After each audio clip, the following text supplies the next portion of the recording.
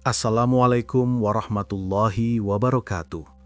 Salam bagi Anda, para penjelajah makna yang tak puas hanya dengan permukaan, namun berani menyelami kedalaman kode-kode ilahiyah. Segala puji bagi Sang Arsitek Agung yang telah merancang syariat bukan sebagai beban, melainkan sebagai protokol penyelarasan diri dengan irama alam semesta. Syukur kita panjatkan karena hari ini kita diberikan kunci untuk membuka pintu developer mode dalam ibadah kita. Selama ini, kita mungkin melihat ritual-ritual keagamaan atau spiritual sebagai sekumpulan gerakan, ucapan, dan aturan yang harus diikuti. Sholat 5 waktu, puasa, haji, meditasi tertentu, atau ritual-ritual adat leluhur. Seringkali kita melakukannya dengan pikiran, ini kewajiban, ini sunnah, atau sekadar ikut-ikutan tanpa benar-benar memahami bahasa apa yang sedang dibicarakan oleh ritual ini. Bahasa simbol dalam ritual membongkar makna gerakan sholat, warna, angka, dan waktu. Hari ini, kita akan membongkar bahasa simbol yang universal dalam ritual. Kita akan melihat bahwa setiap gerakan, warna, angka, dan waktu yang ditetapkan bukanlah kebetulan atau sekedar tradisi. Mereka adalah kode-kode yang diprogram oleh Sang Pencipta atau ditemukan oleh para leluhur bijak untuk mengakses keadaan kesadaran tertentu dan berkomunikasi dengan realitas yang lebih tinggi. Bayangkan ritual seperti sebuah program komputer atau aplikasi spiritual.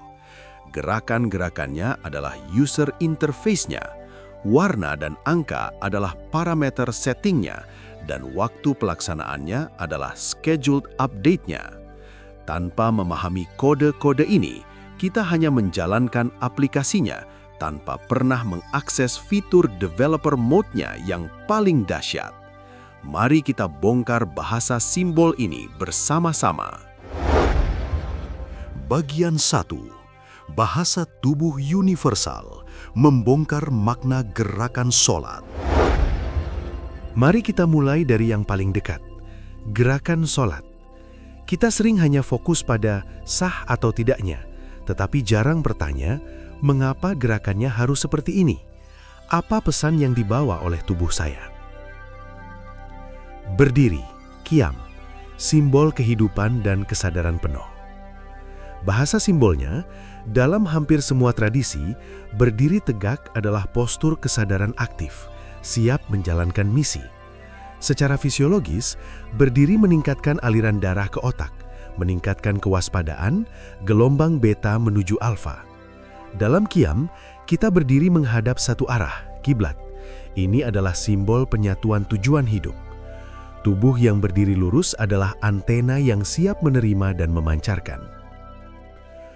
Ruku, simbol penghambaan dan fleksibilitas. Bahasa simbolnya, membungkukkan badan dengan punggung lurus membentuk sudut 90 derajat. Ini adalah postur kerja dan pelayanan. Dalam banyak budaya, membungkuk adalah tanda hormat. Secara fisiologis, ruku meregangkan otot punggung, melancarkan aliran darah ke kepala, dan merelaksasikan tulang belakang yang merupakan jalur utama sistem saraf. Ruku adalah latihan kerendahan hati jasmani untuk melatih kerendahan hati rohani. Punggung yang lurus menunjukkan bahwa penghambaan kita bukanlah penghambaan yang hina, tetapi yang tetap menjaga martabat dan integritas, tidak membungkuk seperti budak. Iktidal, berdiri setelah ruku, simbol keseimbangan. Bahasa simbolnya, ini adalah posisi transisi yang sadar. Bukan langsung sujud, tetapi berhenti sejenak dalam keadaan tegak. Ini mengajarkan kita untuk tidak terburu-buru dari satu keadaan ke keadaan lain. Dalam hidup, setelah kita bekerja keras, ruku, kita perlu berdiri seimbang sejenak, mensyukuri sebelum memasuki tahap penyerahan total. Ini adalah momen keseimbangan antara usaha dan pasrah. Sujud, simbol penyerahan total dan puncak kedekatan. Bahasa simbolnya, ini adalah puncaknya. Dahi, hidung, kedua tangan, Lutut dan ujung kaki menyentuh bumi. 5 titik kontak dengan tanah. Angka 5 adalah angka materi, panca indera, unsur alam. Menyentuhkan dahi, pusat dari frontal cortex, pusat berpikir tinggi, ego dan identitas, ke tanah adalah simbol penyerahan total ego dan logika. Inilah postur penerimaan mutlak. Secara ilmiah, posisi ini meningkatkan aliran darah beroksigen ke otak secara signifikan, memicu relaksasi mendalam, dan sangat mirip dengan postur anak dalam kandungan, posisi paling aman dan tergantung sepenuhnya. Saat sujud, kita ada di gelombang otak yang paling rendah, mendekati theta, gelombang penerimaan intuisi. Nabi Muhammad SAW bersabda, saat paling dekat seorang hamba dengan Tuhannya adalah ketika ia sedang sujud. Ini bukan hanya metafora spiritual, tetapi deskripsi fisiologis dan energetik. Duduk. Duduk antara 2 sujud dan tahiyat. Simbol penerimaan, refleksi, dan persaksian. Bahasa simbolnya, duduk adalah posisi menerima hasil, mengintegrasikan, dan memberi kesaksian. Duduk antara 2 sujud adalah momen refleksi singkat antara 2 puncak penyerahan. Duduk tahiyat akhir adalah posisi singgasana. Kita duduk dengan tenang, kaki bersila, posisi stabil dan berakar, jari telunjuk menunjuk, simbol keesaan, seolah-olah kita memberikan laporan sekaligus menerima mandat untuk kembali ke kehidupan. Duduk adalah pengingat bahwa setelah puncak spiritual, sujud, kita harus kembali ke dunia dengan kesadaran baru. Jadi, sholat itu sebenarnya adalah perjalanan kesadaran yang divisualisasikan oleh tubuh. Dari beta, berdiri atau waspada, ke alfa, ruku atau relaks fokus, ke theta, sujud atau penerimaan total, kembali ke alfa atau beta yang lebih tenang dan terintegrasi, duduk dan salam. Ritual ini adalah teknologi transfer dari para nabi untuk riset sistem tubuh pikiran kita minimal 5 kali sehari. Bagian 2. Bahasa warna. Mengapa putih? Mengapa warna-warna tertentu? Sekarang, mari kita bicara tentang warna. Mengapa ihram haji berwarna putih? Mengapa ada tradisi tertentu dengan warna merah, kuning, atau hijau? Warna adalah frekuensi cahaya yang terlihat. Setiap warna membawa vibrasi dan pengaruh psikologis fisiologis yang spesifik. 1. Putih. Frekuensi penyatuan dan kesiapan. Bahasa simbolnya, putih adalah gabungan semua spektrum cahaya tampak. Memakai putih berarti mengosongkan diri dari identitas suku, status, dan ego, pakaian kebesaran, untuk siap menerima segala warna, perbedaan, orang lain. Seperti yang kita bahas di kajian cahaya, putih itu siap menerima merah, biru, hijau. Itulah mengapa di haji, semua memakai putih. Itu adalah latihan kesetaraan radikal dan penerimaan. Putih juga melambangkan kesucian bukan karena tidak bernoda, tetapi karena siap untuk diwarnai oleh pengalaman spiritual, Lailatul Qadar, perubahan hati. Secara energi, putih memantulkan semua gelombang, membuat seseorang tidak panas atau membawa energi duniawi yang berat. Hijau, frekuensi pertumbuhan, keseimbangan, dan kehidupan. Bahasa simbolnya, hijau adalah warna tengah dalam spektrum cahaya tampak, paling mudah diterima mata. Hijau melambangkan keseimbangan, pertumbuhan, dan kesuburan. Dalam banyak tradisi Islam, hijau dikaitkan dengan surga, nabi, dan keturunan. Ini adalah warna keselarasan dengan alam dan kehidupan itu sendiri. Biru atau nila, frekuensi kedalaman, intuisi, dan ketuhanan. Bahasa simbolnya, biru adalah warna langit dan laut yang dalam. Ia membawa vibrasi kedamaian, kepercayaan, dan komunikasi spiritual. Biru gelap atau nila dikaitkan dengan mata ketiga, ajna cakra, pusat intuisi dan visi. Merah, frekuensi energi, vitalitas, dan bumi. Bahasa simbolnya, merah adalah frekuensi terendah dalam cahaya tampak, panjang gelombang terpanjang. Ini adalah warna darah, api, tanah, dan daya hidup atau vitality. Merah adalah energi aktif, semangat, tetapi juga peringatan. Kesimpulan warna, ritual memilih warna tertentu untuk mengkondisikan keadaan psikologis dan energetik pelakunya. Pakailah putih jika ingin menyatu dan siap belajar. Pakailah hijau jika ingin menumbuhkan ketenangan dan kesuburan jiwa. Memahami ini membuat kita tidak sekedar memakai warna karena katanya sunnah atau adanya cuma itu, tetapi dengan kesadaran penuh akan efek yang kita inginkan. Bagian 3. Bahasa angka. Mengapa 7, 5, 3, 40? Sekarang kita masuk ke kode yang paling menarik, angka. Angka-angka sakral dalam ritual bukanlah tahayul. Mereka adalah besaran matematis yang memiliki korespondensi dengan struktur alam dan psikologi manusia. Angka 7, angka kelengkapan kosmik.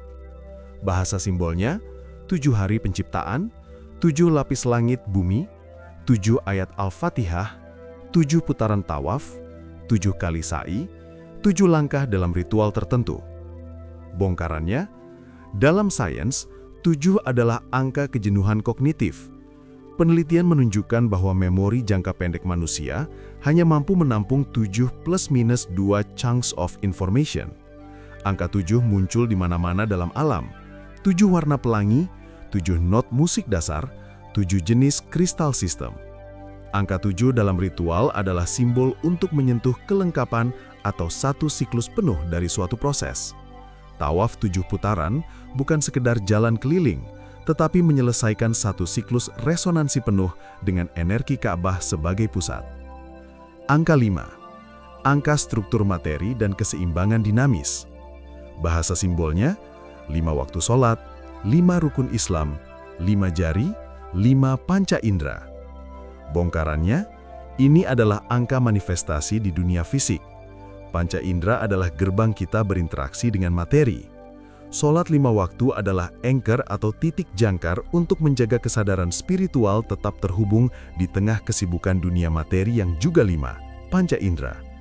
Ini adalah sistem reminder ilahiyah yang dibangun di atas struktur biologis kita sendiri. Angka 3, angka dinamika dan kelahiran. Bahasa simbolnya, trilogi tubuh pikiran jiwa, lahir hidup mati, awal tengah akhir. Dalam sholat ada tasyahud awal dan akhir yang berbeda. Bongkarannya, 3 adalah angka minimal untuk menciptakan pola, dinamika dan kestabilan. Kursi dengan 3 kaki stabil di tanah tidak rata. Dalam fisika, 3 dimensi ruang panjang, lebar, tinggi, membentuk realitas fisik kita. Ritual yang menggunakan angka 3 seperti membaca sesuatu 3 kali sedang menegaskan, mengukir, dan memantapkan suatu niat atau energi ke dalam 3 lapisan realitas, jasmani, mental, dan spiritual. Angka 40, angka transformasi dan penyempurnaan. Bahasa simbolnya, 40 hari Nabi Musa bermunajat, 40 hari periode nifas, puasa 40 hari dalam tradisi tertentu. Usia kesempurnaan, paruh baya. Bongkarannya, 40 adalah angka siklus biologis dan psikologis untuk perubahan permanen. Ilmuwan mengatakan, butuhkan rata-rata 21 hingga 66 hari untuk membentuk kebiasaan baru. Angka 40 berada di tengah-tengah rentang itu, menjadi simbol periode inkubasi yang cukup untuk transformasi. Ini bukan angka ajaib, tetapi angka psikofisiologis yang menunjukkan waktu minimum yang dibutuhkan untuk rewiring pola pikiran dan kebiasaan lama. Bagian 4. Bahasa waktu. Kenapa harus di waktu tertentu? Terakhir, kita bongkar waktu. Mengapa sholat subuh, duhur, asar? Mengapa sepertiga malam? Mengapa bulan Ramadan? Waktu-waktu ini bukan jadwal kosong. Mereka adalah portal energetik berdasarkan pergerakan matahari dan bulan. Waktu berdasarkan posisi matahari, sholat 5 waktu. Sinkronisasi dengan ritme sirkadian. Subuh atau fajar, saat pergantian dari gelombang delta atau theta, tidur, ke alfa, tenang waspada. Matahari belum terbit. Melatonin mulai turun, kortisol mulai naik perlahan. Sholat subuh adalah ritual untuk menyambut kesadaran baru dengan niat yang bersih, sebelum dunia terkontaminasi oleh urusan harian. Duhur, tengah hari. Matahari di puncak, Energi matahari paling kuat, frekuensi tinggi. Ini adalah puncak aktivitas, beta tinggi, juga puncak ego dan tekanan. Sholat duhur adalah riset di tengah panasnya kehidupan untuk menurunkan frekuensi, mengingatkan pada sang sumber, mencegah kita terbakar oleh ambisi dan emosi. Asar, sore hari, energi matahari mulai meredup, tubuh mulai lelah. Secara psikologis, ini saatnya penurunan semangat dan munculnya keraguan. Sholat asar adalah pengisian ulang energi spiritual sebelum kita jatuh ke dalam kelelahan dan pesimisme. Maghrib, matahari terbenam, saat transisi dari terang ke gelap. Dalam banyak tradisi, waktu ini adalah waktu penurunan tirai. Sholat maghrib adalah ritual rasa syukur telah melewati satu hari dan permohonan perlindungan untuk memasuki malam, ketidaktahuan, ketakutan. Isya, malam, kegelapan telah lengkap. Dunia eksternal tenang. Dunia internal atau pikiran bawah sadar mulai aktif.